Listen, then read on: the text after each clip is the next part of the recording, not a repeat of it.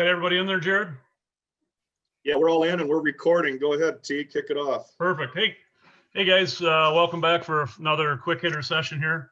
Number 3, we thought it'd be good to touch base on secondary defender RA plays, since Minnesota is the only state in the nation so far that is taken on this fun rule.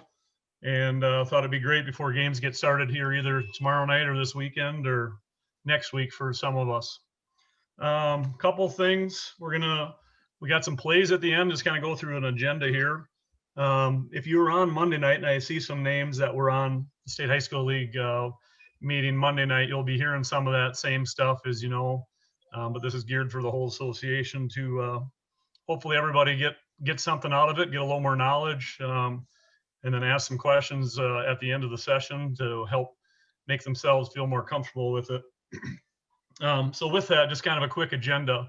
We're going to break down the rule as it states for the secondary defender RA plays here in Minnesota. We got 5 plays to share and dissect tonight. We're going to touch base just briefly on the COVID stuff, a little follow-up from Monday night's evening that's getting updated, and a few other things that Jared wants to share at the end. And then we'll finish her up with any question and answer session that might come up throughout. So feel free to use the chat to post your questions. We'll be monitoring that throughout, and we're kind of tag teaming it here tonight from start to finish. So with that, without any further ado, I am going to just start on, I'm going to share my screen, Jared, and just show them on where the people that don't have the Mechanics Illustrated portion. Yeah, let me share mine because I got it all ready to go, T. Yeah, I have it up too, but go ahead. Okay. So we went through this the other night, just a little bit if you're with us Sunday night. Welcome to everyone. Thanks for joining us, by the way. Central Hub, the Minnesota State's, the Minnesota State High School League Central Hub. This is where you want to find all your stuff, and they've got a bunch of things out here for the COVID and the mask and the face coverings. But this is the jackpot right here, basketball, and there's all sorts of forms and resources, and we pointed this out the other night. So we're going to start off with restricted area, a restricted arc area rule, otherwise known as the RA. Hey, so Jared, can you back up one there to the Yep. mechanics real quick? Yeah. So just quickly, the restricted area arc mechanics, once you click on that, it'll bring it up. For the people that don't have the Mechanics Illustrated book yet, you can find the same 3-page diagram that's in the Mechanics Illustrated, which is covered on pages 66 and 148 of the Mechanics Illustrated. So if you just want to click on that, the other one that said the restricted arc area mechanics right there. Yep. So what you see here is the same as what's in the actual book on page 66 or 148 for 2-person or 3-person respectively. I just wanted people to see that in case they don't have their book yet, Jared. Thanks. That talks through the signaling sequence of a restricted area play. Okay, so let's break this down. Jason Nickleby did this the other night, but we'll break it down, and then we've got a few places, as Tristan mentioned.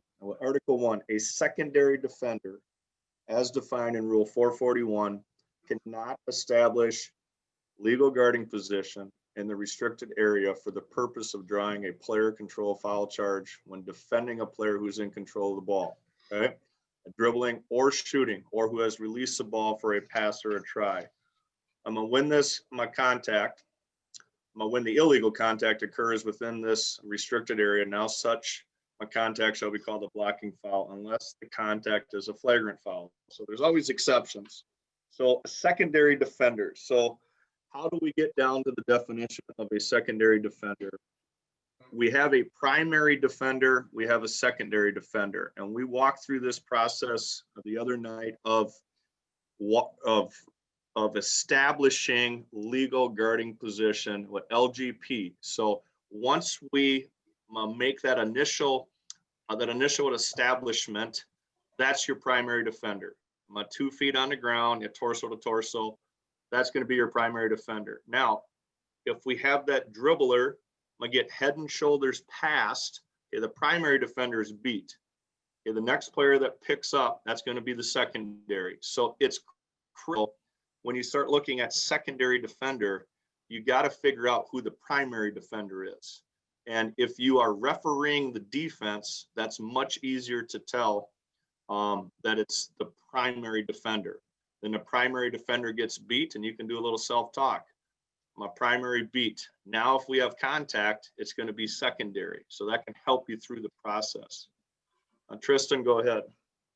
Just one thing there is, again, we broke this down pretty extensively Sunday night, but legal guardian position, there's no time or distance required. So you can be considered a primary legal defender if you're 2 feet away from the ball handler dribbler, or if you're 6, 8, 10 feet away from the ball handler dribbler. So don't get all wrapped around the axle as it pertains to a distance issue with a primary defender. Where did you left off after 1 there, right, Jared? So we're on to A. Yep, on the letter A.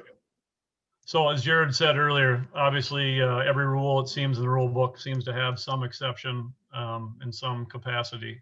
So under letter A there, it says, when illegal contact occurs by the offensive player who leads with a foot or an unnatural extended knee or warding off with the arm, such contact shall be called a player control foul. From my experiences in this, under this purview, the one that you're going to find the most common would be someone trying to ward off an opponent with the arm.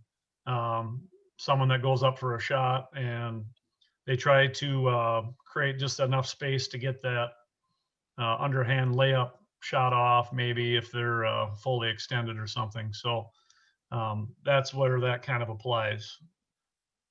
Every once in a while, you might see a foot or a knee leading the charge, but again, we have to allow for natural movement with the knee when they're going up in a normal layup kind of movement, if you will.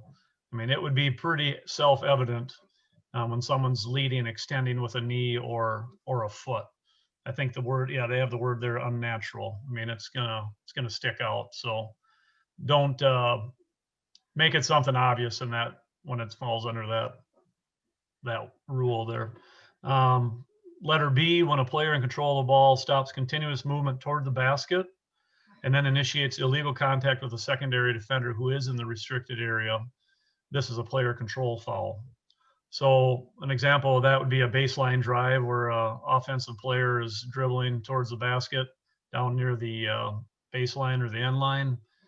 They see a defender in the arc or someone that is substantially taller than them that maybe would contest their shot, and they stop their forward progress, and then they have a second thought and said, what the heck, let's go give it a try. I think I can beat Goliath tonight. So if they would pause and then reinitiate, then the onus of that contact would fall under the offensive player. So that's what B basically is telling us. And then letter C, restriction shall not apply to a secondary defender who establishes LGP in the restricted area arc and jumps straight up in their vertical position and attempts to block the shot. We talked about verticality on Sunday night as well. So if we take all of that little rules knowledge that we learned on Sunday night and apply it to these plays, it's only going to bode well for us in our success in calling these plays. So an example of that would be a secondary defender who is in the arc and an offensive player is dribbling to the hoop, and the defender realizes they're in the arc or can tell where they're at, and they jump vertical, stay within their vertical plane, and we have slight incidental contact and the offensive player gets their shot off. This would probably be ruled obviously something like that would be ruled a no call, or the secondary defender rule is off. So if we would have a substantial amount of contact in that situation when the defender is vertical, we could possibly rule that a player control foul on the ball handler dribbler. Anything I missed there, Jared, on those two? those three? Think of it with the verticality that regardless of where the player is at, that we can jump straight up to the ceiling and we are still legal. Okay, as long as we don't drop our arms, as long as we don't jump into somebody, we can jump straight up. So what I like about this is that the player must be grounded in order to have the RA into play. If the player is off of the ground, meaning that they're in the air, okay, then the RA, as far as calling a restricted arc play, is off. It's just straight up basketball. Okay, so would you call a block? Would you not? Is it a no call? Did they maintain their verticality? So if they jump, okay, the RA is off. Go ahead, Tristan. Yeah, and that ties in right down to the next 471B edition. Basically tells us a secondary defender who is grounded will be a blocking foul. And that would tie back into our mechanics thing that we showed earlier, just on the signaling sequence that they want applied. If we would have a secondary defender that was in the RA that basically took an offensive foul, we'll talk about that or touch base on that before we move on. But that would tie those two together there that are in order. If they would have 1 foot on the RA and 1 foot up in the air, that is still grounded. So they have to have both feet up in the air in order to get the free pass, if you will, for the RA. Yeah, and then additionally, if a defender is on their tippy toes and their toes are out of the arc, but they're still above the arc, treat that as a plane, that they'd still be considered in the arc as well. That's this last sentence right here, is considered to be in the restricted area when any part of their foot is in or above the area. So if you would connect their heel back down to the ground and it's touching that arc, even if it's touching just an inch of that arc, they're considered to be in the RA.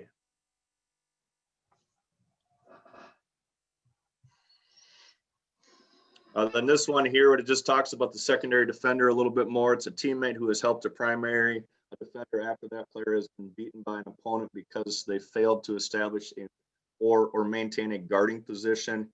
A defensive player, now this is key. A defensive player is beaten when the offensive player's head and shoulders get past the defender. And Tristan and Eric Rain talked about that the other night as well. So the whole legal guarding position ties in well to the primary defender, secondary defender when you're talking RA. A common theme here for these plays is Article 2. A secondary defender is a teammate who double teams a low post player. Okay, so you have your primary. They get the ball in the low post. You have help side defense, and that secondary comes on over, and boom. Okay, there's a collision. It's decision time, and that's going to rest with the lead. Article 3, would after an offensive rebound, there are no secondary defenders when the rebounder makes an immediate move to the basket. So shot goes up, and we get a rebound, and they make an immediate move. So there's no pause. There's no hesitation. It's not a kick out pass. They get it, and maybe they don't even put down a dribble, or maybe they do put down a dribble. As long as they go right back to the basket, okay, the RA is off. So that would be another one to put in there. When the person leaves the floor and we're vertical, as we talked about, okay, the RA is off. And here on an immediate rebound, the RA is off. Well, Tristan, you can take the outnumbering fast break. I love this one. Yeah, well, and then also meaning that it kind of probably goes without saying, but it's just worth mentioning. So we're all hearing the same thing. On that offensive rebound, it doesn't matter if the player's on the ground or if they're in the air. If they're standing on the ground in the arc is still off. You just rule it straight up. Article 4, in an outnumbering fast break situation, any defensive player initially shall be a secondary defender. However, that designation as a secondary defender shall not prevent the defender from establishing legal guarding position on an offensive player and defending that player all the way to the basket, including inside the restricted area arc. So, a couple things here. First off, outnumbering is listed as more offensive players than defensive players. So if we have a quick turnover down on Stewartville's end, and Lourdes is taking the ball back to the other end, and we have 3 Lourdes players that are out front, and we only have 1 or 2 Stewartville defenders back trying to stop Lourdes from scoring, that would be considered an outnumbering situation. If it's 3-on-3 or any other direction, it's not considered an outnumbering situation. And then a secondary defender is allowed to establish legal guarding position outside of the arc, and they can retreat back into the arc and still take a charge. I think it takes a little while to just kind of keep self-talk there to remind yourself that once they're legal, if they're out, if you can get them legal outside of the arc, it doesn't matter where the contact happens, we could still have an offensive foul. That point right there, Tristan, that you made, that goes the same if the ball's in the half court set. So we have the ball in the half court set. We have that post player, gets the ball in, and it's sort of on the high post, let's say. I mean, it's not quite on that low block. And they beat their primary, and the secondary defender establishes, okay, they make that establishment outside of the RA, and then they maintain, and there's contact in the RA. As long as they made that establishment outside of the RA, we are legal, correct, Tristan? Yeah, absolutely. Yeah. With that outnumbering situation, because these are tricky, but we have a play. Actually, we have 2 plays that we'll show you with this outnumbering. I really think that in a 2-person crew, the trail coming up the court, and in a 3-person crew, the center in the trail coming up the court, they can add some assistance on the outnumbering. I mean, that lead is going to make their call, but they can piece it together once they get into dead ball, saying, okay, was this outnumbering or was it a 2-on-2? If it's a 2-on-2, and then it's not outnumbering. So I think that as a crew, after the whistle is blown, then you can piece that outnumbering together if the lead cannot get that, because that's a lot to get, because you're looking for secondary, you're looking for outnumbering, you're looking for legal guarding position, you're trying to pop the whistle, and then you're trying to get a number, and oh yeah, you're going to call block and the ball went in, and I mean, you're trying to do that all in a heartbeat. Yep. Royce put in one thing in the chat, just was a good point. He just said on fast break, one rule of thumb or way he thinks of it is a defender who establishes outside of the RA is now the primary. So officiate the play in such a manner. It's another good way to work it out. Our brains all work differently, so we just have to parse that all out for whatever works best for our brains. So whatever that takes you to do. Well, Marshall just put one in too. Also, we are only taking this outnumbering situation into play if we call a block due to the RA. Okay. Marshall, why don't you unmute and explain that a little bit further so I don't butcher up.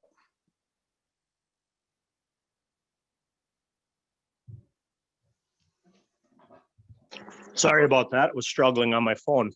So I guess my thought process into it is, prior I had gotten wrapped up into this outnumbering and trying to think about it all the time. But really, the time when we're going to think about this outnumbering situation is when and if we do call a block due to the arc.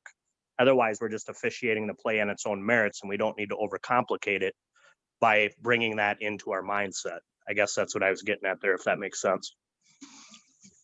Yeah, so if you're going to call a block with the player inside the RA, so we got feet on the RA with the grounded defense, that's when this outnumbering is going to come into play, correct? That's my thought process on it. Yeah, that's how it helps simplify it for me, because it can be confusing, I guess, for me. Every time there's a fast break, if you're thinking about that, The time you need to think about it is when you call the block and point to the arc. And I think you guys hit on that earlier, but that's why it's important to point to the arc when you're calling it because of that, because then you're telling your partners, this is what I have, and they can bring that information if they have it. All right, Marshall, that's a great segue into what we want to talk about next. So let me see if I can find this. Mechanics. Let's go back to this one. And let's talk through the mechanics just a little bit. So, Jared, if I might, yep, go ahead. just tagging on to what Marshall was saying here.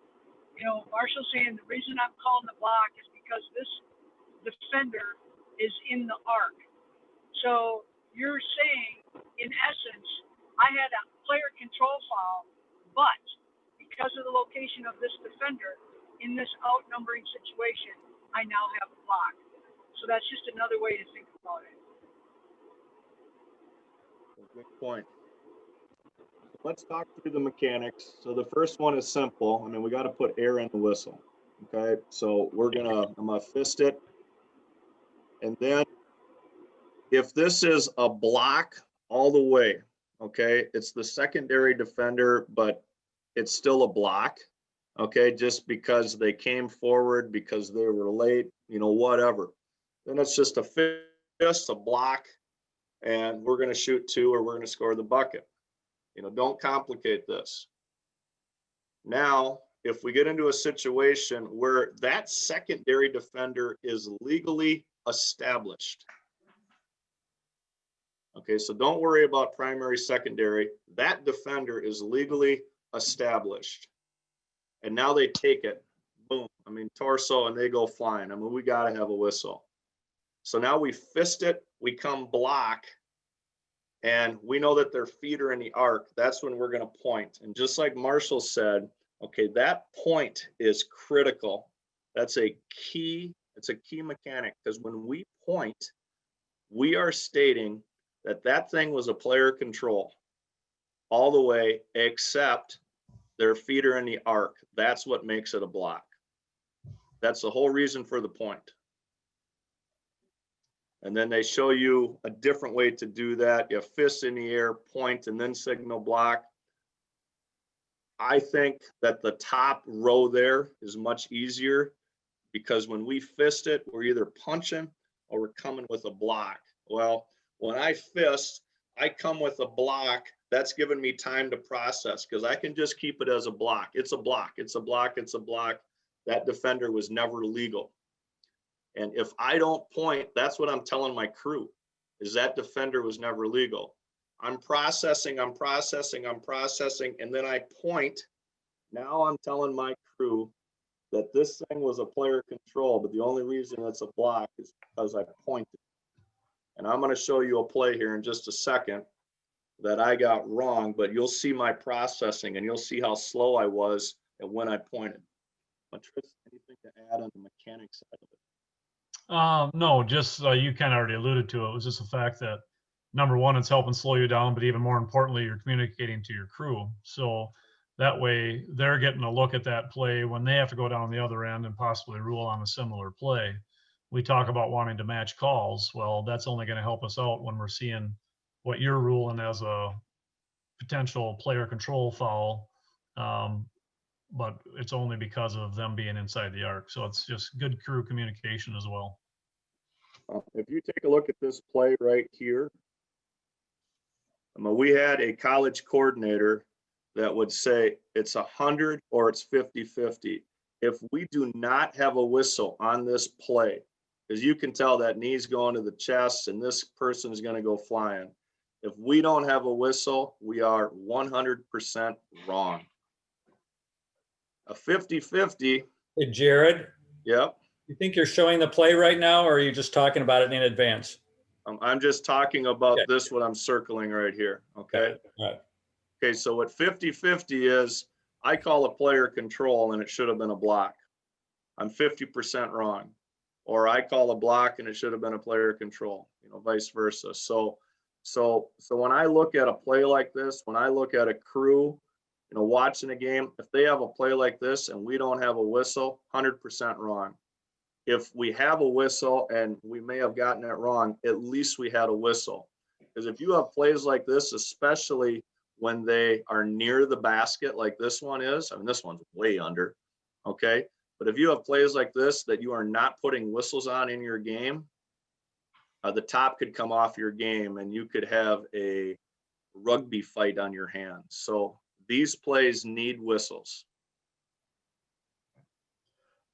Yep, I just remembered one other thing we need to touch base on, Jared, is can you scroll up to the top? I believe it was up on the top, wasn't it? Top page, just on this one. Yeah, there it is. So when we're looking at this illustration here on the mechanogram, it's showing us our 4-foot radius here. This is just for people that haven't had to deal with it. That arc extends where you see the arrows, that 8-foot mark. Basically, that is the back line of the restricted area arc. So if you have an end line or a baseline drive and you have a defender standing right where Jared has his cursor there, and we have a crash collision there, the RA is not involved at all. This would be a straight up officiate the play as you see it. Was it a legal defender? Was it a ball handler dribbler? Was it a pass crash situation? That's the how you would rule that. So I just wanted to make sure that we mentioned that that is not part of the RA area. It ends at the bottom of that arc, even with the bottom of the basket. A good point, Tristan. I'm going to tag on that. We talked about this the other night. So we have a block charge right here, and we have the left foot of the defender standing on the out of bounds line. It must be a block. Even if it looks like a charge, it's got to be a block because by rule, that defender must be in bounds. Okay, so now we flip the switch. Now we have 1 foot right here on the arc, and the left foot is right here by the A, we'll say. As long as they have 1 foot, okay, within that radius, that's an RA play.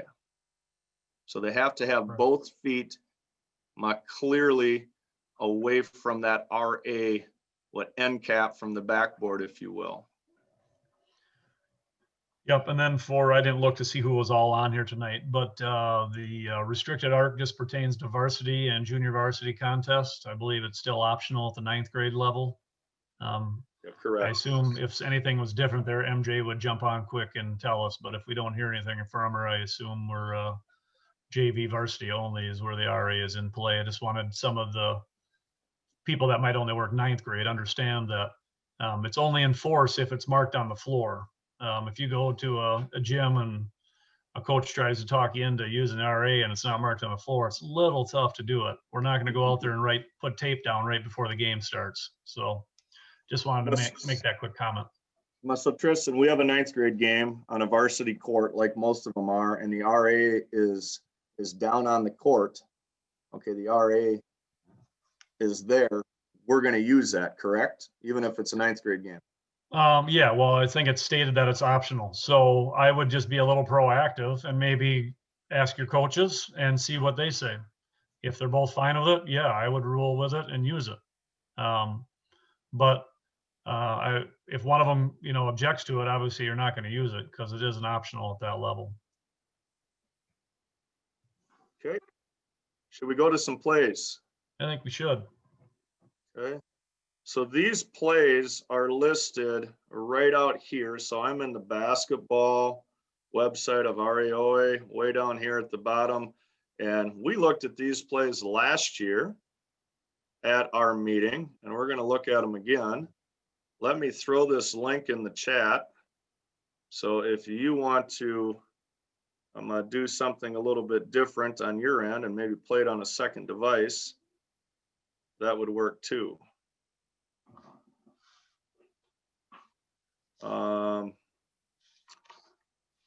Then MJ just put in that the raised fist, stops the clock. Correct. When we have these RA plays, it's key that we get the fist up. Just like if you're going to call a violation, that you get the hand up. That's what's going to stop the clock. Plus, that's what's going to slow you down. So we have a few plays here. What we're going to do is we're going to play each play through at 2 times. It could be choppy. We need to take down our video. Yeah, Tristan, take down your video. I'm going to take down mine as well. There we go. And if we have everyone take down their video, that should help. So let's play this. We'll take a look at these plays. We're going to play them through twice, and then we'll dissect them.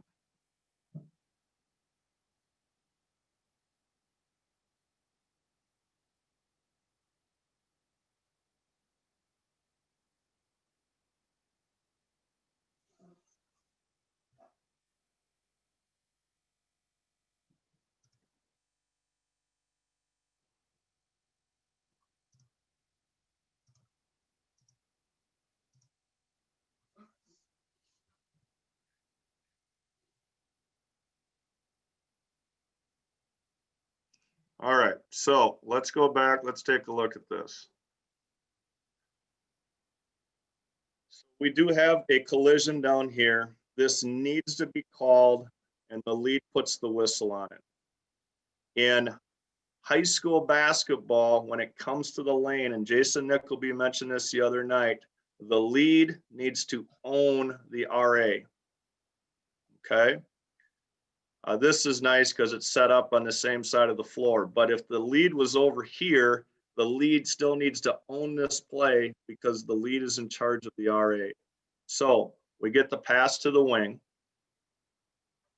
Now we have my primary defender. As we have 2 feet down, yeah, torso to torso.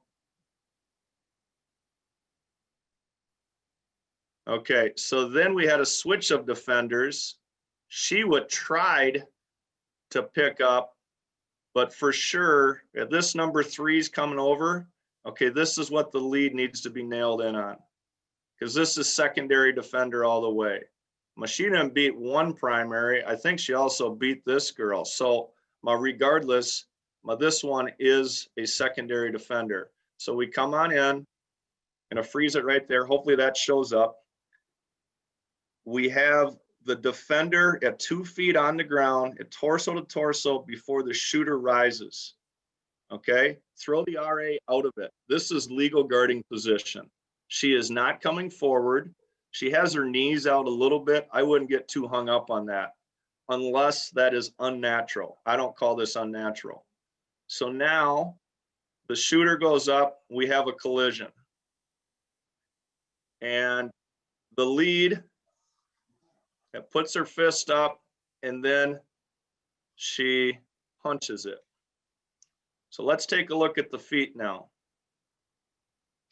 Jared, just one, can you stop it back just a second? Yep, go ahead. I was just going to say one, just, learning point for all of us. That's what we try to do on all these. As soon as she got around that primary defender / secondary defender, if you look at the leads where her head is, you could look a little quicker towards the arc and would have picked up that secondary defender a little quicker. I think if you pause it here right after she starts right here, just a little bit further. As soon as she realized she got beat, that's when she should have turned her eyes towards that number 3 or number 1, whatever that one is in the arc. And then you trust your lead. If we were to put a hat on the lead, because we do this in football all the time. Yeah. Okay, the bill of that hat is looking right at that dribbler. And what Tristan's trying to say, shift that bill so we pick up my defender, quicker, if you would. Yep, and a pregame item as a crew would be your trail then can help with that backside action where that girl's trying to come and maybe block the shot from behind. There's a good point in the chat right here, what A1, okay, the dribbler is in her shooting motion. She has gathered the ball. Yes, it's still down by her waist, but she is gathering the ball to shoot it. So that's good terminology for a coach. Geez, that player wasn't shooting, coach. She was gathering the ball. That's part of the shooting process. So our center needs to get involved here. So let me play this a little bit further if I can get to it here. Okay. So would you all agree with me? And you don't have to say anything. I'm going to speak for you. That the feet were they were on that orange line. Now, it's sort of tough to see, but the heels might have been up a little bit, but if those heels would have came down, it was on the orange line. Okay, watch the center. Okay, the center's coming in right here. Okay, that center is looking in there and trying to decide what we should do. And we let the play go. I was the center on that play, and I didn't have a good look, and I didn't have it 100% of the way to come on in. Jeremy Zacher, who's on the call, he was a trail on the call or on the play, and that Jeremy didn't have it either. And we both looked at it and we said, shit, we kicked it. That should have been. So that should have been a block with a point. Now, how would we flip this call? Okay, I would come on in and I'm going to come with a lot of information. First, I want to come with the number, which if we back it up a little bit further here, no, I got to back it up furthermore. If we come with the number, I should be coming with white 3. Then I should say the ball didn't go in. Okay, so I should come in to my lead and say, April, you got to change your call. The number, the defender number is number 3. The ball did not go in. We're shooting 2 free throws. She's going to take that information. She's going to step back. She's going to sound her whistle, and she's going to come out with block and a point. She's then going to take number 3 to the table, and between the trail and the center, we put the shooter at the line. So we give that calling official the information, and then she changes her call. Just like if you would have an out of bounds. Okay, I call an end line out of bounds and I kick it, and my trail comes in. You know, Butson, what do you got in your eyes? Okay, you got to change that. I whistle it and I change it. It's the same concept. But Tristan, anything else for this one? We got a couple in the chat there. Yeah, I think Zacher just made a point, since with him being on the play, that the CNT just need to do a little better adjustment. Maybe step onto the floor a little bit. You would have been able to maybe get a better look at that, Jared, would you say, if you were on the floor another step or two? Absolutely, because I was hugging the sideline, and the play was a million miles away, and I needed to be, 2 steps closer would have helped. Yep, and then maybe either Z could have either stepped towards the end line, or again, maybe at a 45 towards the free throw line, and that might have been able to help as well. Again, it's easy to sit here and play Monday morning quarterback, but if we keep looking at these plays and seeing more of them, we're only going to get that more comfortable once they occur. All right, let's go on to the next play. I might just interject here real quick. I had put in the chat too that you really need to pregame this play because there's a lot going on. You've got that inside happening where the trail can't see that. So as a lead, you got to be looking at that screen, and then you got to be confident that your trail is going to stay with that ball handler dribbler, so that as a lead, you can look at that screen that's up on that high post, and then still drop your eyes down and catch that RA and not look at that ball handler dribbler. You got to trust in your trail that they're going to take that ball handler all the way to the rack, because it did start in their area, so that as a lead, you're free to look at that screen and look at the RA. Thank you, MJ. My Jim Fall put in the chat that talk about the lead's position on the baseline. Yeah, the lead maybe could have been about 1 more step out, but I wouldn't. When I say out, I'm talking towards the sideline. I'm not talking backing up, but towards the sideline. But I wouldn't go much more wider than that. No, that could have helped her. Yep. All right, next play. I'll play it through. And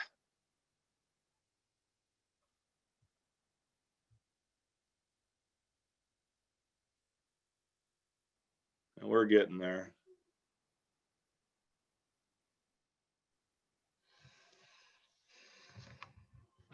All right, so this is a high school game. I'll play it through twice. 2-person fun.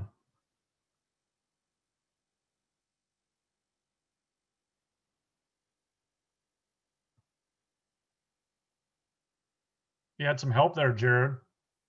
Yeah, I had all sorts of help on this one. So this is, just one second, let me get to it here again. Should be about right there. We'll play it through again.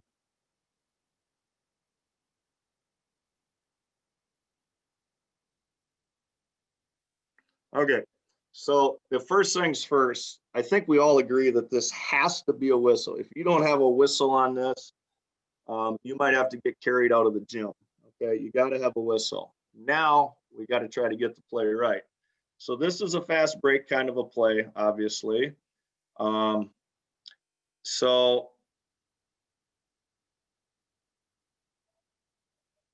So I'm the trail at Danny Mateka. I'm not sure if he's on. He's the lead. This is a two-person game. You have Pine Island, Lewiston a year ago, maybe 2 years now.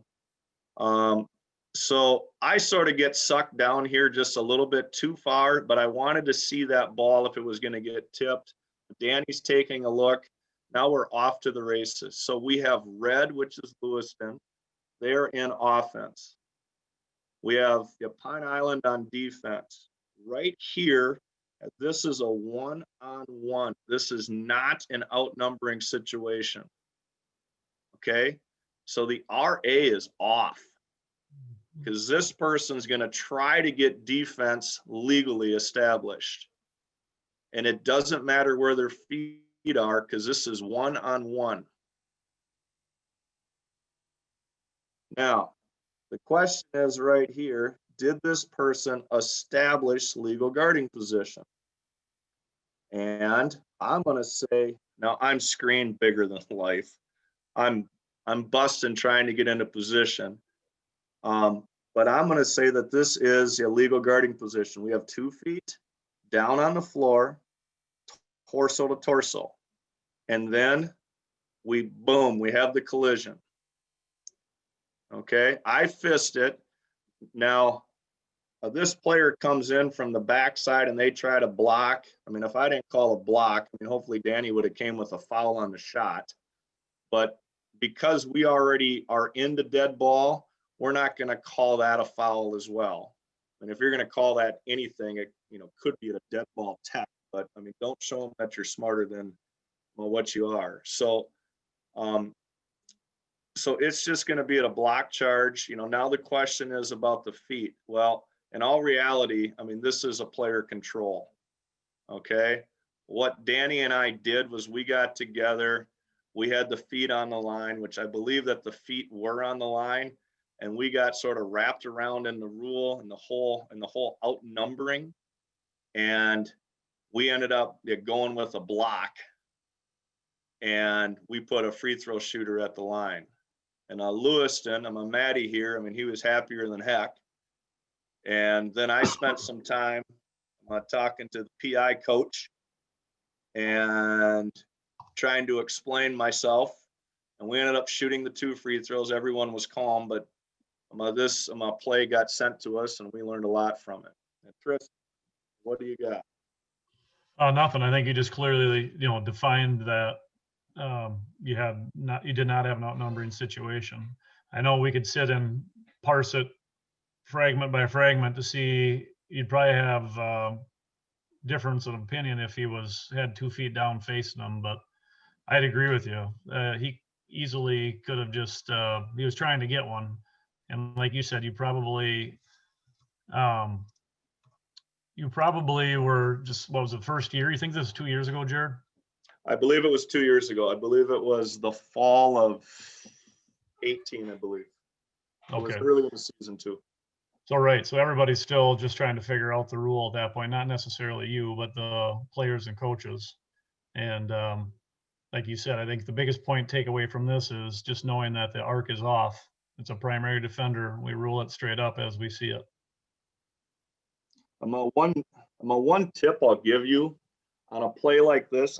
I mean, I'm gonna throw the RA out of it. I mean, even take it back, before the RA came into play.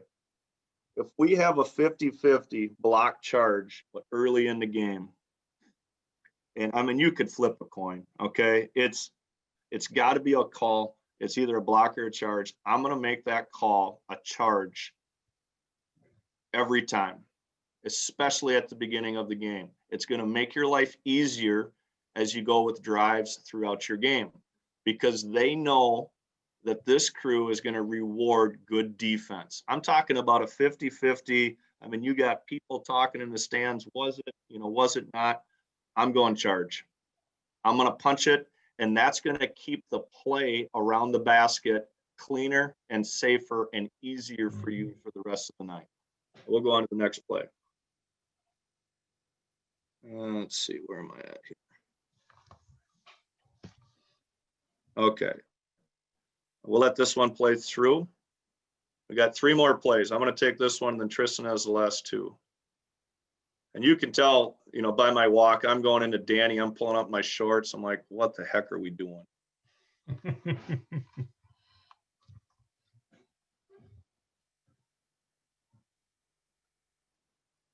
Shoot. My bad here.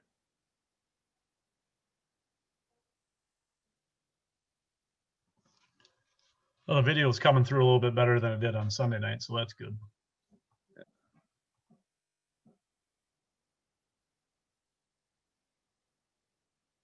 All right, so we'll let this play through one more time.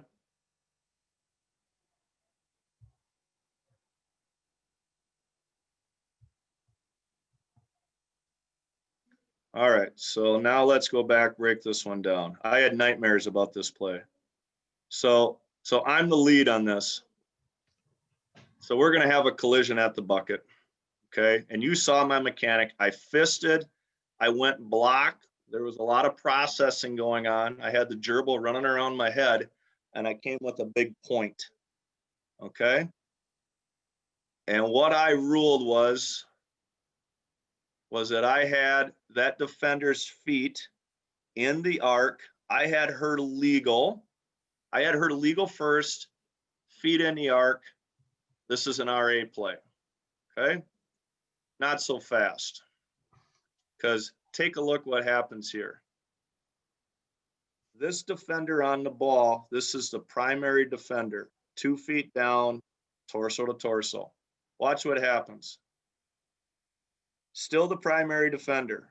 Watch what happens. Still the primary defender. Still the primary defender. Still the primary defender. And now we got a collision. That, folks, is a player control, even though her feet are in the arc. Mm-hmm. I pointed. You'll see my mechanic. Boom, I point. I go to the table slow. Okay, now you can't see that, but I go to the table slow, and I'm waiting for my partners to pick me up, just to see if they're going to come and talk to me and say, wait a second, let's talk about this. They don't. That's fine. We're going to go, and I'm going to signal block. We're shooting 2 free throws. Wait a second. Are we shooting 2, or did the ball go in? And I bet that some of you out there right now, you're saying to yourself, crap, did that ball go in?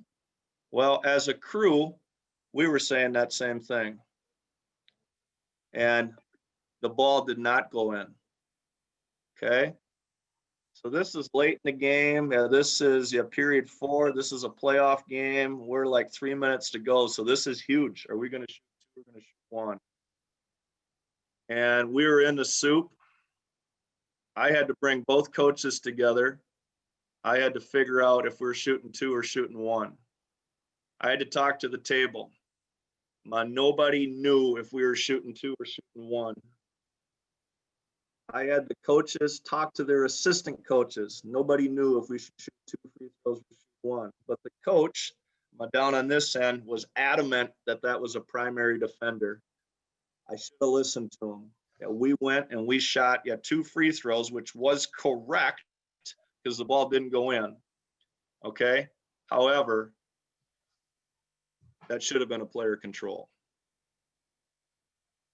Tristan, what do you got? Yeah, well, you got some really good teaching points here and takeaways. So, number 1, as a crew, not that these plays happen all that often, but we need to be able to talk about how we're going to handle this type of play, knowing that if it's a primary, where the primary started. I mean, that's quite a ways for you. We know that the lead, all the plays in the lane are the lead's plays. But you look at where she started, she's in the trails area right now when she started her dribble drive to the hoop. So as a crew, how are we going to know and discuss that the primary defender is the one that took her all the way to the hole? I can see just after, I've seen this play before, how you would have gotten mixed up in that. So that would be one good discussion point. And then another is, and Kevin put a note in there, how are we as going to train ourselves to be better as to see if the ball went in or not? It's a great question. And I would really question what the trail or the C for that matter, probably more so the trail, they're probably looking down at feet to see how to help you out. And you can answer that here in a second, Jared, but the trail probably be the one here that would probably be able to help to know if the ball went in or didn't. And the C for that matter as well. If you want to speak to that a little bit. Yeah, I'll speak to a couple things here. It's important to know if your defensive setup, which that would be the navy blue or black uniform team here, are they in zone or are they in man? And we can tell right now by this setup that they're in man. That's going to help with this type of play to know what the defense is doing. Are they set up in a 2-3? Are they set up in a 1-3-1? Are they in sort of a matchup zone? Okay. So if I would have stepped back and said, hey, their defensive line is in man, I think that would have helped process this play to change the call. Counting of the bucket and knowing if the ball went in, okay, that's going to lie on the trail. It can also lie on the center, but someone's got to help me. If they can't help me, this is a pregame item with your table. If we had a monitor situation, I could go to the monitor for that. Yeah, but this was a non-monitor game. I'm just like high school is a non-monitor game. Pregame that with your table. Hey, you got to help me on a ball going in because we may not get it, especially in a two-person crew. We got a two-person crew, so we've got the trail over here and we've got the lead. Now you're calling this RA and the trail's trying to help with the feet. I mean, getting that ball to see if it went in or not when you call a block is huge. The table can also help with the number. If we had to switch this to the dribbler, which that's what we were going to have to do, I didn't have the dribbler's number. If my crew doesn't have the dribbler's number, I got to go to this person right here. Okay, the scorer, the timer, what any other kind of table personnel, they can help me. Now, I want to ask them, if the shot went in and what that number is. So, Tristan, should we move on? Yeah, we probably should. Okay. Marshall put a good thing in there in the chat. I'm sure you already read it. So let's play our next clip. T, you'll take this one. Yeah, I believe this is one we saw on Sunday night, wasn't it? Yes, it was. If you were on Sunday night. So for those that were on Sunday night, you would have already seen this. This play's been around for a few years, but it's a great play.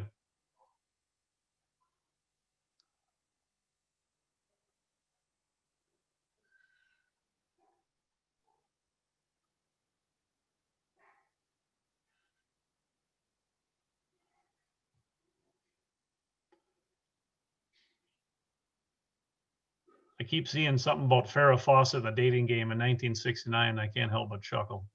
All right. I don't know what kind of YouTube videos you watched here. First thing we need to know here, and we talked about on Sunday night, is for the new lead here to look ahead for their field of vision, looking up to that defender. And then we also need to know outnumbering situation. Is this not an outnumbering situation, or is it? I suppose you could argue that it's flip a coin, because if you see the second players for each team right near the midline there, they're both about even with each other. So I myself would not call this an outnumbering situation. I would rule it straight up. Now, for some reason, let's see, the gray team, who are these two teams? You have Upper Iowa, and who's the other one? Moorhead. Who cares? Moorhead, yeah, whatever. What I was going to say, I was just going to speak to the outnumbering situation a little bit further. Was it for some reason one of those girls slowed down and you had a dark colored jersey come in, then you could possibly have an outnumbering situation. But anyways, what we're looking for here is, so first thing we need to rule is this outnumbering situation. And again, you mentioned it earlier in your play at Lewiston that with 3-person, we can have our C or T, our C help out with that. And then the lead, this is going to be their play, one-on-one to the hole, 2 feet down, facing the ball handler dribbler. And all that we need to do is to get established. And you're considered a primary defender in a non-outnumbering situation, and the arc is off. So right here, we have 2 feet down, torso to torso. Defender moves obliquely. We have a 50-50, meaning we need to put a whistle on it versus 100% wrong. And I believe MJ nailed the heck out of it. I'm going to pick on MJ just for a little bit, and I think this was mentioned the other night, and she's going to chuckle because I've been there, and I think we've all been there. You watch her mechanic. She's going to wind up, and she's kicking this down the floor. Boom, boom. Right. But she never fisted it. In college, I don't have to. Yeah, the heck you don't. I'm just kidding. I just had to give you a hard time. Yeah, Marshall made one quick comment here on outnumbering. He just said that he had considered outnumbering more closely when a passes are made amongst teammates. This would be a 1+1 situation. So this situation or this play, I believe, is just a straight up 1-to-1. Rule it as you see it. I agree. Yep, that's a 1-on-1. So if she would have established in the RA and then contact, if she would establish this out here and it takes her to the RA and there's contact, it doesn't matter because this is primary a defender all the way because it's a 1-on-1. Yep. Correct. Now, Tristan, I'm going to stop sharing. Why don't you share for your last one? Okay. Let's see.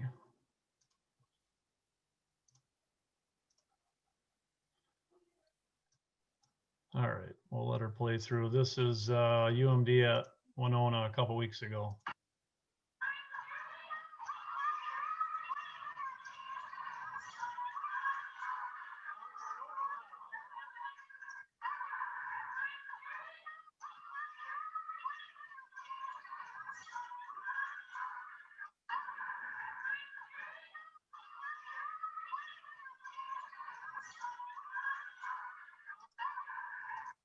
Okay, I thought this would be a great play to share just for a couple situations. I am the new lead on this play and a couple teaching points.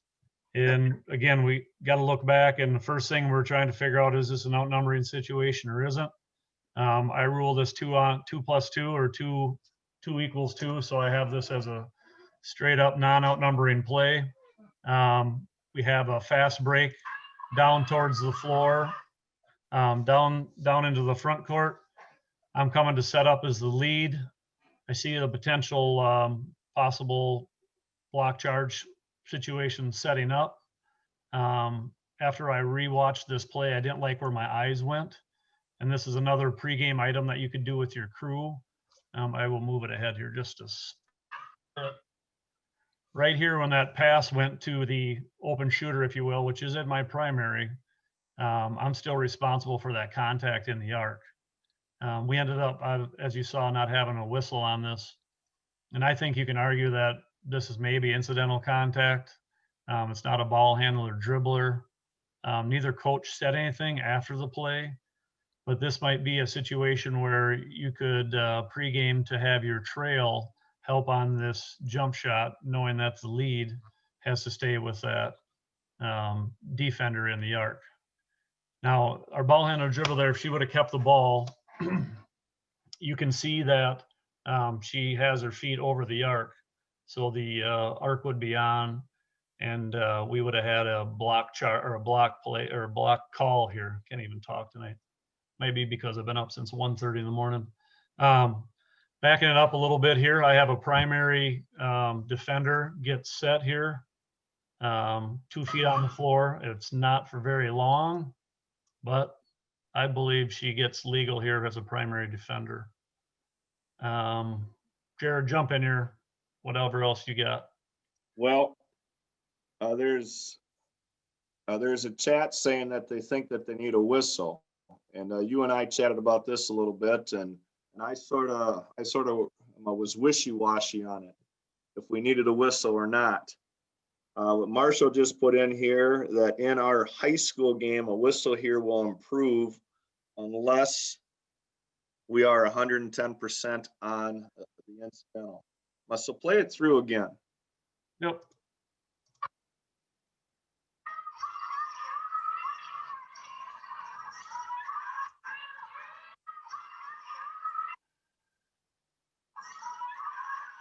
Yeah, she sort of runs through her. I think you'd be warranted to have a whistle. Now, my Kevin Swan says it looks like a flop. I asked Tristan, I said, what did your coaches say? Not a I'm word. always curious what the coaches have to say. You know, maybe they have a different angle. I mean, not saying that the coach is right, but just what they have to say. Tristan, well, you said that they didn't have anything? They had nothing. And this camera angle for this play isn't that great. And if you look at the offensive player or the number 5 who passed the ball, that slight contact didn't even affect her course. I asked my C if he had an opinion on it at our next dead ball, because my eyes, if you like take the bill of my hat, I picked it up late and I should have been on it. So that was a learning point for me, is when you have an open shooter, it's easy to see it after the fact. That could have been left alone, and I really could have been focused on the RA play there in the arc. My C official didn't have an opinion. He just, I don't think he picked it up either.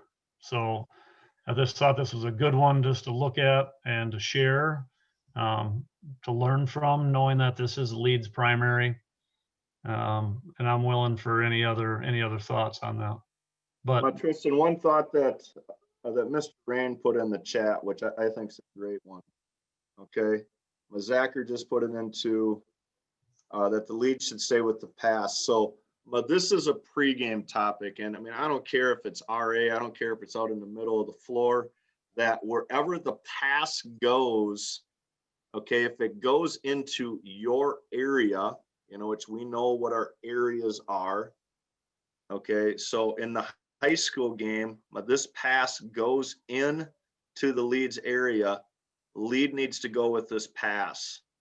T and C need to recognize that lead is going, and you need to pick up this collision.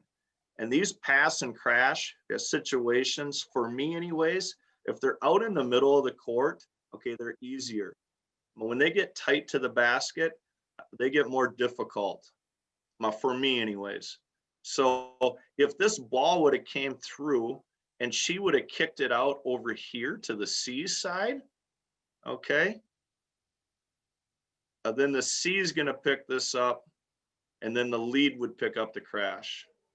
talking over here. Yep. Yeah.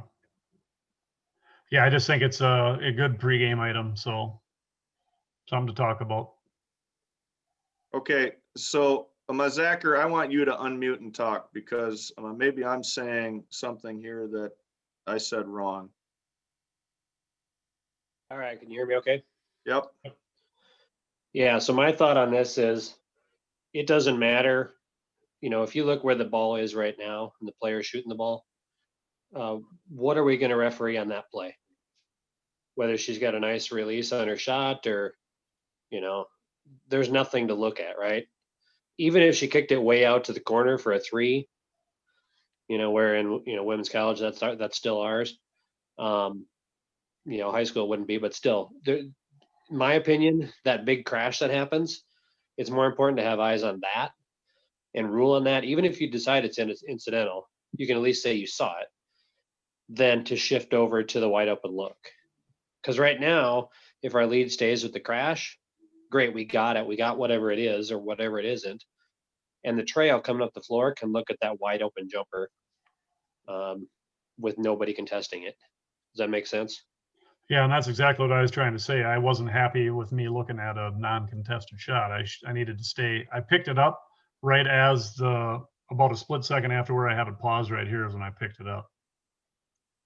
So Yeah, I mean, I know we have a tendency to our eyes will swing at the pass, and my guess is right now that's what your center did too. Your center probably followed the pass over. Heck, your trail might have even done it too, because that's just our instinct is to kind of follow where the ball is.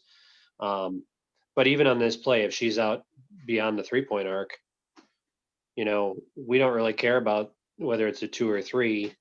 We want to deal with the mess there first, and we can worry about well, at least in this game, we can worry about it with the monitor. But, but even in that, I think a 2-3 issue is less important to me than a big crash in the middle of the lane that potentially nobody sees. Yep. Okay, so Might I add one more point to that? yes, And especially in this play in particular, because it's so fast, where the potential collision happens in the middle of the paint and that shot goes up. Are we going to disallow that shot, or does this contact happen after the shot?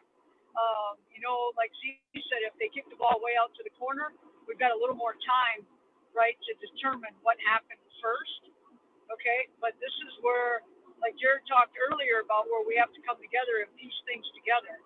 So Tristan, let's say for example that you call this as a player control foul here because you deem that she ran her over in the paint. Then you might have to go to your trail and say, was that shot up before I blew my whistle, or where was it? Because you could have a situation where you're counting the bucket and you're still calling the foul on the offensive team, depending on where it was. So we might still have to get together and piece together our timing of what happened on this play so that we can penalize it correctly or award scores correctly. Just one more piece of it. yeah, in that situation, the ball would clearly have to be gone if you're calling a foul, offensive foul on or a team control foul, I should say. The ball would have to be in the air. And one more thing to add to that, and correct me if I'm wrong on the high school version of this, but if we have it, the foul doesn't occur until you blow your whistle, right? So if you're patient on this play and you see it and you have to process it, and now the shot's already in the air and you blow the whistle late, well, it's when your whistle comes as to, MJ said we need to talk about what happens first. Well, I had one the other night. I thought the foul happened on a legal screen while the ball was still in the shooter's hands, so I wiped it off. Well, I went and watched the tape, and the foul occurred while it was in the shooter's hand, but my whistle didn't come till well after the ball had been released. So I should have counted the basket just because of when my whistle came. Don't necessarily like that the way it is, but that's the way the rule is. So Right. And we have to use something, that's the only thing that's a standardized, Jeremy, to use as the drop dead time of when it occurred, right, is our whistle. correct. Right, in a two-person game, I'm probably not. I don't have the luxury of looking around and knowing exactly when it happened, when the ball was in her hand or not. I'm really just judging on when I heard your whistle. So, absolutely, that's our standard. all right. Yep. Tristan, So that just adds that one other layer. Tristan, I got one more thing to throw here. Scott Field texted me on my phone. Scott, I'm going to probably let you talk through this as well, but let me set the stage. 2-on-2. So we're looking at this play. It's a 2-on-2. And secondary defender steps in. Does the RA come to play in this? Scott says she's clearly in the RA, so would it be a block with a question mark? No outnumber, it's played straight up. That's what I would say. Then Scott also says, but since the driver no longer has the ball, can you have a block? Or is it just a common foul like a push? Well, it would be a team control foul, Scott, is what it would be. Correct. Scott, do you want to elaborate any more, or Scott Field?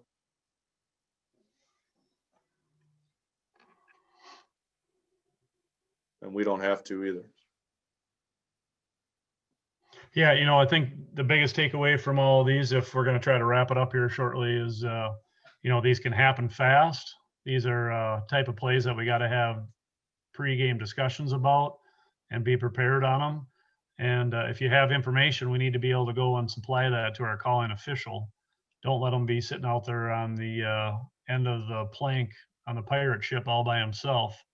We signed up for this together, so if you have information, you need to make sure that you share it so we can get the plays right. I mean, that's our whole goal. So, Tristan, yeah, one more thing. Paul Krolek just put in the chat. Is there a high school rule reference for whistle versus foul occurrence, whistle versus shot counting or not? I'd have to look. I know it'd be rule 5 and 6 is dive ball, dead ball, but I can look while we're talking. I believe Zachary is correct that it's the same, not a foul till you call it. Yeah, let's let Tristan look that up.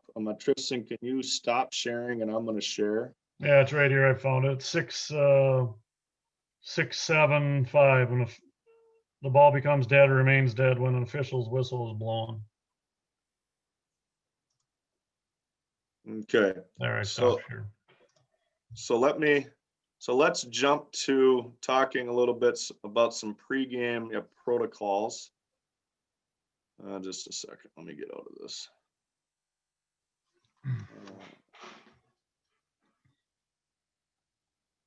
There. Some pregame protocols, and just sort of talk a little bit and try to make everyone comfortable with walking on the court for the first time with some of our rules and that are put into place.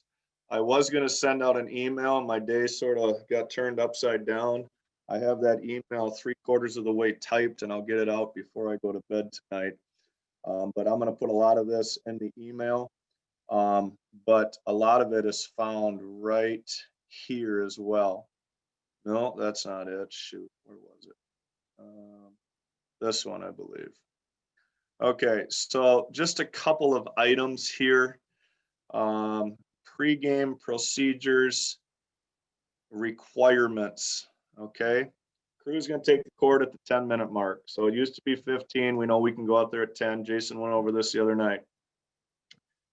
Find a place on the court to observe at a distance of 12 feet. That's the key, is trying to be 12 feet. The center circle area, now that's the center of the court, okay? The center jump circle, that's an option. If there's no spectators present, I wouldn't stand there because you could get run over, okay? So look at your gym setting. I mean, some of these schools are gonna have fans, yes, some aren't. If there's nobody over by the sideline, I'm going to stand over by the sideline. But if there's people milling around, I'm going to stand in the middle of the court. So use some common sense there. Officials should remain at this location through the playing of the national anthem and the introductions. Now, this is a requirement. That's not optional. They meaning the State High School League and the MDH, do not want you standing in front of the table. They want you away from people at 12 feet. So either stand on the out of bounds line opposite of the table or stand right in the middle of the court. And yes, it may feel awkward, but who cares? I mean, everything's awkward right now with COVID. Next bullet, well, only the referee meets with the head coaches and then proceeds to the scorer's table. Okay, so pull both coaches together, stand your 6 feet apart, and do your pregame duties with the head coaches, okay? I mean, you can introduce your partners from there. You can ask them if everyone is legally ready and equipped for the game. Get in and get out. I wouldn't spend a lot of the time with the coaches, but meet with the coaches because that's what it says to do. When should you do this? I would walk out at 10 minutes. I would get a count of both teams. And I would go on over pretty soon after that at, the 9-minute mark, the 8-minute mark. I'm then going to go to the table. The table, what's recommended down below is that there is an index card with the officials' names and their state high school league ID numbers. That's recommended. You don't have to do it, but you can. And I'm sure that a lot of you will, and that's fine. When you go to the book, hopefully they have the book facing you. You're going to have the count of both teams. Say it's 13 and 10. I'm going to look at the book. I'm not going to touch the book, and I'm going to count 13 and I'm going to count 10, and I'm going to look for any kind of double numbers. Okay. And then I'm not going to sign it. And I'm going to say, thank you. The book's been checked. I could have the official score could put a line in there so they can't add anyone. If there's a correction that you have to make the correction. Don't show them how smart you are by, oh, geez, like it's after 10 minutes, it's this, it's that. Make the correction. Pull both coaches together if you want to, get in and get out. I wouldn't make a mountain out of a molehill when it comes to the book. Just get it right before you're going to toss it up. Let's see. Those are all requirements. Game protocol. 5 full timeouts. One thing of note in here, if both teams are ready prior to the expiration, put the ball in play. What the State High School League does not want is people standing around waiting for that second horn. Now that is opposite of what we've done in the past, okay? That we want to wait till the second horn. If they're both ready, get them playing so we're not standing around being closer than we should. Should you signal the full timeout? For me, it's going to be the same where I'm going to point at the bench. I'm going to say the coach is calling, and it's just going to be instincts to go full, start the clock. I mean, we know that every timeout is full, but if you don't want to do the full mechanic, I think you're okay. I will let MJ weigh in on that for sure. A lead position on the free throw, 4x4 off the floor on all free throws. They want you keeping the distance. They meaning the league. Do not step into the lane. We can all bounce a ball. You're just going to have to bounce it a little bit further. The idea is to stay out of the lane. Okay. Tie up some player scuffles. Use your voice. Use your whistle more to maintain your distance. A timeout administration. I know that we like to get into that huddle and say first horn. Say first horn from a distance. If you don't think they can hear you, sound your whistle when you say first horn, because they'll hear that. Then you can go with my 2 fingers. A reporting area, don't go through a crowd. That hasn't changed. That's always been that way.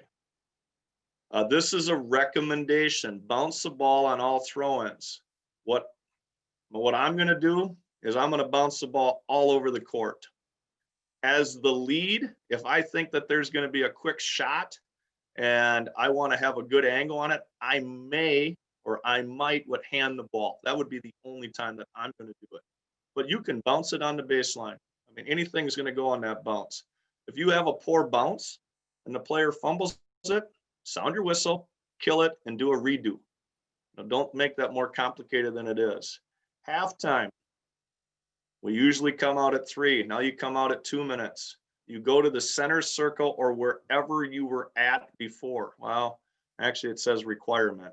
And go to the center circle. You're only going to be there for about 1 minute and you're going to break to your positions. Overtime is standard with the jump ball. So it's a 4-minute overtime. Overtime timeout provisions remain the same. That means that each team gains 1 full timeout. So if they still had 2 left over, they gain 1. Now they have 3. Okay, so those are the requirements. We went through these the other night. Let me share an email with you that I'm working on. This one right here. And you're going to see this, and this is going to get sent out. This is what I put together, and I had a few people proof this for me that went out to the athletic directors the other day. Official score should be in stripes. It's either the new shirt or black and white stripes. It doesn't matter. They can have the new gray in. The referee will look at the book without touching it and will not sign the book. The schools know this already. Now they may need to be reminded if the AD didn't get this to the table. Provide 2 game balls. Officials, this is going to be the referee when they're over there. Check in both. Use both. A stoppage in play, such as a timeout, is a great way to swap balls and have someone on the bench wipe down the ball. I worked a high school game in Wisconsin 2 weeks ago, and they had a person that wiped down the ball. Every single timeout, that person would just walk out on the court and give me the new ball or give my partners the new ball. And for me, at half the time, I didn't even know what was going on. Oh, yeah, here. Okay, we'll take the ball. Hopefully schools do that. If they ask about the second ball, you coach them up on this method. Now, this is a recommendation because the league didn't say this. Okay, so it's a recommendation. And then please consider adjusting your table location if the logistics allow to create a greater distance and subs. Each gym is different, okay? A few of the hosting reminders. Please, if able, supply a room for officials to space out and change whatever gear they may need to. Some officials will come fully in gear. I get that. And may opt to simply change shoes at the end of the bench. Others may come in sweats and need a space to change. I'm going to be that sweat person. I'm going to wear sweats. I'm not going to be fancy whatsoever. I might be half dressed underneath, but I want a little space to gather my thoughts for 7 minutes before I walk on the court. But each person is different here, okay? I mean, some of you may just go right to the end of the bench and swap out shoes and you're good to go. Some may ask to shower. Now, some means us may ask to shower. Many will not. It's completely your call with your setup and your protocol, okay? So the schools may say, we can't have you shower, and that's the way it is, okay? Now, the league's recommending that you not shower, okay? But I don't know about you. I sweat like a pig, and I don't want to travel an hour home all sweaty, but I might have to. We'll see how that goes. This one's huge. Bring a full water bottle or bring a bottle to fill up at their filling station. Some schools may offer you water. Some schools may not, because their water may be tied to their concession stand and they are sending teams and everyone to the filling station. Okay.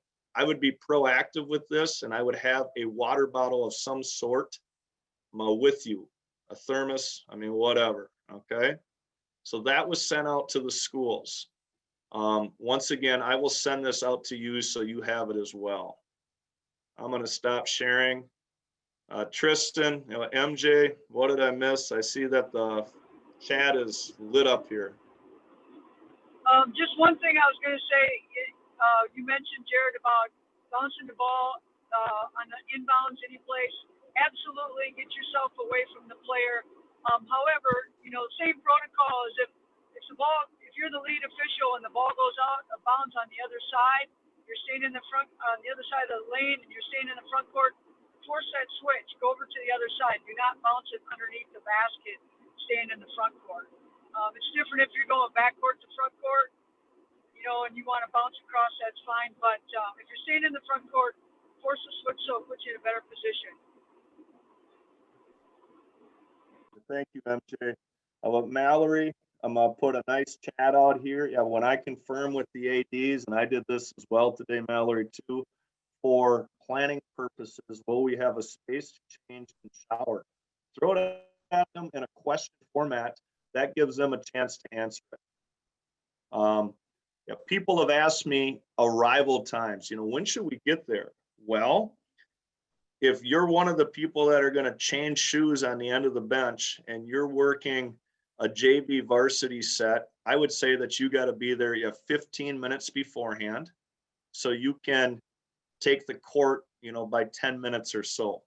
Even for those JV games, if you don't take the court to 5 minutes, they're going to be happier than heck that you're there. Okay. Take care of your lineups in the book. Take care of your coaches meeting. We should be having a coaches meeting at all JV games as well. Okay. Yeah. We try and do that every year, and that's not going to stop this year. So that would probably be the minimum time. If I'm working a 7th grade, an 8th grade, a 9th grade game, they are happy if you're there to throw the ball up. So if that means that you get to the gym 4 minutes before your start and you can swap shoes out quick on the end of the bench, so be it. Now, most of us want a little bit more time, but that's what I would put as a guidance for arrival. I don't have anything else. I just wanted to touch on these. Feel free to speak or throw something in the chat. What us old guys need to stretch, Kent. I like it. Yeah, Barb just asked if there's anything special we should be talking to the coaches about in the pregame.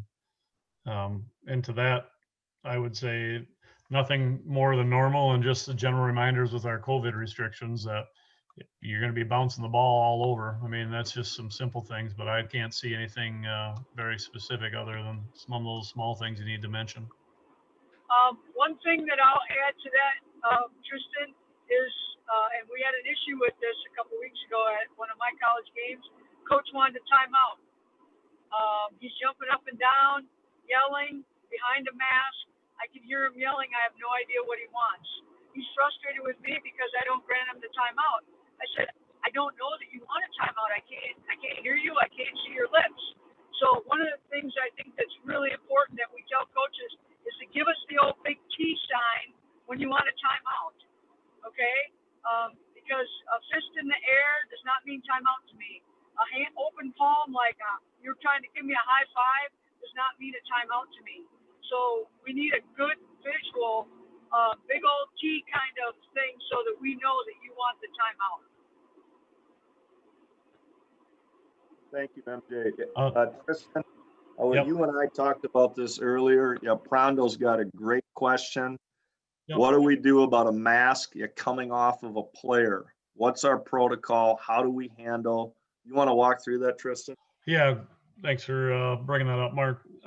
Couple things. Number one, we're not going to stop the game action to fix someone's mask or to instruct them to put it up. Just be judicious about this. Use the dead ball situations. If it's during a free throw, if it's prior to a throw in coming out of a timeout, those situations to politely remind them to cover their nose and their mouth. If for some reason they're not compliant and you ask them several times, I mean, if you ask them once and they don't pull their mask up, that doesn't mean we're gonna, take them out of the game. They might not have heard you. So, but if you can see someone that's being defiant and for some reason is not pulling their mask up and you ask them, well, it's just like in a uniform issue. Just ask the coach for a sub and get them out of the game. If they turn around and sub them right back in immediately, well, so be it. But once you make that decision on getting a sub for someone that's not complying, follow through with it. Don't renege on it. And then one other thing I heard today too was I talked to a parent down in Kingsland, and apparently one of the players was told that we were going to be calling fouls on players for not having their masks on. I'm not sure how that or where that came from, but obviously we know that it's just treated just like a uniform issue where we're just going to ask them to mask up and do it in a polite way. And again, Jared made the comment earlier, mountains and molehills, don't make a mountain out of it. I had one coach ask me, are you going to kill a fast break if the mask is not covering the nose? I said, absolutely not. We're not going to kill a fast break because the mask is not covering the nose or down to the mouth, whatever. Now at the first dead ball, let's correct it. If we would have a mask go over the eyes, the forehead of the dribbler, we do want to kill that, correct, Tristan? MJ? Yeah, that was one I was you just reminded me of it. That'd be the only time that we would shut it down. It'd be treated just like a inadvertent whistle rule to apply. We'd just fix it, give them the ball at the nearest out of bounds spot. Let's see what Prondo asked. If they're purposely taking them off to get air, frequently, I think you're going to have to use your best judgment there, Prondo. You're going to have to draw the line in the sand and say, hey, okay, we can't do that. Now, this is the one thing that I've seen, and I sort of let it go because it's very momentarily, because I'm trying to keep the game moving, is when they're shooting free throws, and I'll show my screen for this. So when they're shooting free throws, okay, they'll take their mask and they'll pull it out just to get a little bit more air, and then they'll put it back. I mean, as long as they're not holding it out there forever and ever, I think we're okay with that. You know, but get the free throw shot so you're getting the ball back in, and that's remedy that. You know, then work with your coaches. You know, your coaches can help you too. Say, hey, coach, I'm having problems with 32 in the mask. Hey, can you help me out? Because I really know that you want them out on the court. Okay. What? If you can empower the coach, that's going to help. Jim Fall, any tips for table reporting since the scorer is not going to hear as well and be able to see the reporting official mouth player numbers? You know. When I reported my fouls, they could hear me just fine. I talked through my mask. I didn't take my mask down. Now, they did say the other night that if you're clear of players and clear of everyone, that if you want to take your mask off to report, you can momentarily, and then you can put it back on. So that would be one option. I think a lot of your gyms are not going to have very many fans. I mean, they got a cap of 150 or 25%. I know that in the Three Rivers Conference for the month of January, I believe, there are no home fans. No, excuse me, there's no visiting fans, but they can have home fans. And some schools won't even have home fans in the Three Rivers. I know that St. Charles will not have any fans for at least the first week. Nobody in the gym. So I think your table will be just fine. Whistles, is it fine if one has a regular and one has an electronic? MJ, or should we try and stay consistent? Thoughts on that? I know that recommendation is that we're consistent with that, just because, you know, they do have a couple of different pitches. So I would say we match. That's the recommendation. So, I mean, if you happen to get there that night and that's all you got, I guess that's all you got. But try to be the same. You both got the box or you both got the electric. Try to make sure that we're matching up. Just one more item to put in your pregame checklist with your email for your partner. Anything else for the good of the cause? Once again, I will get a quick email out before I go to bed tonight, just so people can see this in writing and can decipher it. And, you know, if you have questions, if you're not comfortable with the protocol or whatever, or you just are a little hesitant, I mean, reach out. Okay. I'm going to shoot a note to me, Tristan, MJ, Marshall. If we don't know, then we'll go up the food chain. We'll get the answer. So, all right. Yeah, we got a little bit of chatter in here about the whistles, and yeah, football's a little bit different because you're out on the field and you're really trying to have the whistle in your area. Yeah, we did mirror whistles in football, but my basketball, it's going to be more. I think we need to have matching whistles. I would agree with them today. So we'll just leave it at that. But anything else? One other thing. We may run into a few situations, probably a very few, but a few situations where we may have a student athlete who cannot wear a mask due to some kind of other health restriction. There is a medical allowance for that through the league. And again, just like any other medical allowance that we've seen, they should have a letter from the league that allows them to participate without the mask. So it's the same as any other piece of equipment. I had a conversation the other day with Lisa about that. So that is an item.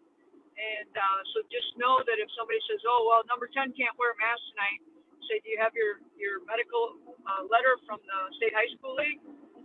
No. Well, then I'm sorry. Because again, this is a safety issue. Right now, we are just fortunate that we are being allowed to play. You know, and as we know, you know, whatever the COVID numbers are, or the cross-contamination is, it shuts programs down. This is a safety issue. So nobody should be saying, well, we just don't have our letter back yet. Well, that's fine. then number 10 can be a spectator tonight. So just know that if you do have somebody that's not wearing a mask for a medical reason, it should be backed up with a letter from the league. Thank you, MJ. And to MJ's point, every day this week I've received emails of games being canceled due to COVID. In fact, I just received another email from Jeff Whitney while I've been on this call of some games being canceled this weekend. So don't take it for granted that you're going out on the court, okay? Because it could be taken away from you just like that, and keep yourselves healthy as well. So. Yeah, Tristan, anything for the good of the cause? No, great. Like always, good. I'm good. All right. I'm gonna end the call for everyone. Have a great evening, and let's get this thing started tomorrow. It's finally gonna be good to get out on the court. Have fun. Go to Best work. of luck, everyone. Take care. If we don't get snowed out. Yeah, exactly. Good night. All right. Good night.